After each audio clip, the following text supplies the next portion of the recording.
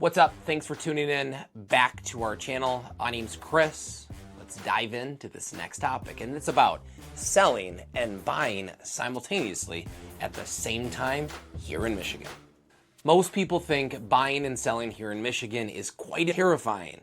Owning two houses at once, it could be the worst, but we have been very successful over the past few years at making this transition completely seamless. I totally understand that selling and buying can be a quite uncertain and terrifying endeavor, but people do this every single day here in Michigan and all over the country. They just have the right guide or right real estate agent in these matters.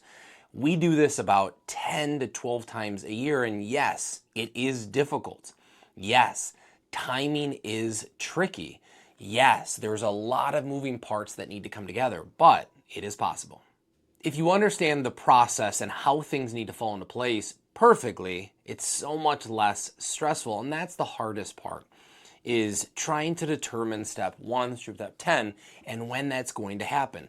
All we can do is speculate on when that timing is going to take place, best prepare ourselves, prepare yourself to sell, and be ready for the right buy-side opportunities. So I'm going to tell you how people buy and sell successfully here in Michigan. Here's the biggest mistake that people make when buying and selling is they treat the buy and the sell like two separate transactions. They're not. It's one giant moving puzzle. Every deadline affects the next. Your sale affects your down payment.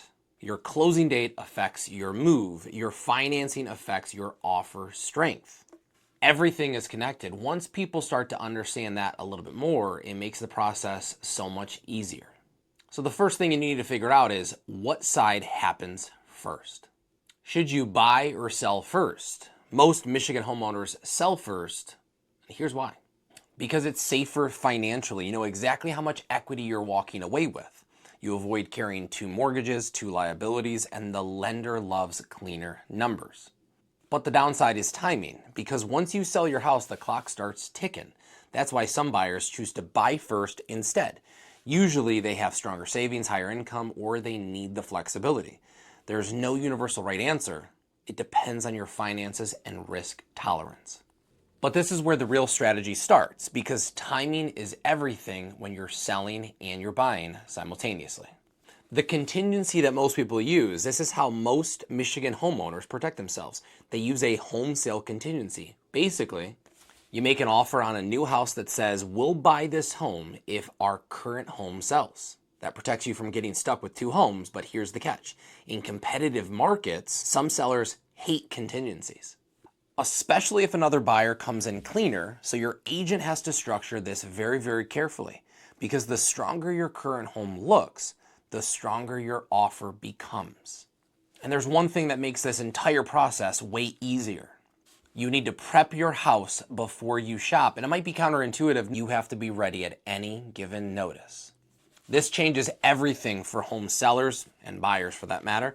The smartest sellers get their current house fully ready before they seriously start shopping. Photos done, repairs done, cleaning done, staging done. Why? Because once you find the next house, everything moves fast. If your home isn't ready yet, the stress level goes through the roof.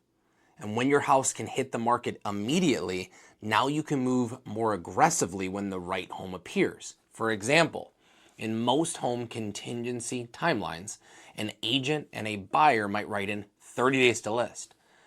To be successful in this market, in competitive markets, you need to list within 5 days.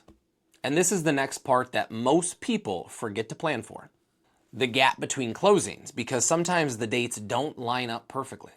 That's normal. You might sell Friday and buy on Monday, but buy first and then sell 2 weeks later.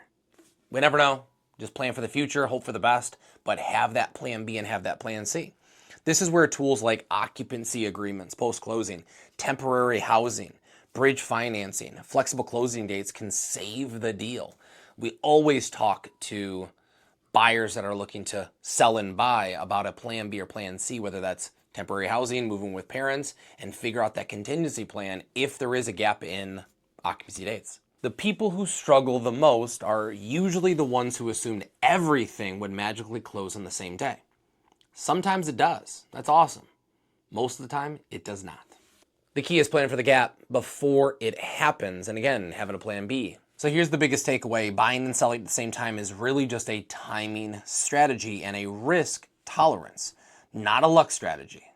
The people who have smooth moves usually and are successful with contingencies prepare early, are ready to list at any moment, understand their finances, and build in flexibility into their plan. You are going to be uncomfortable.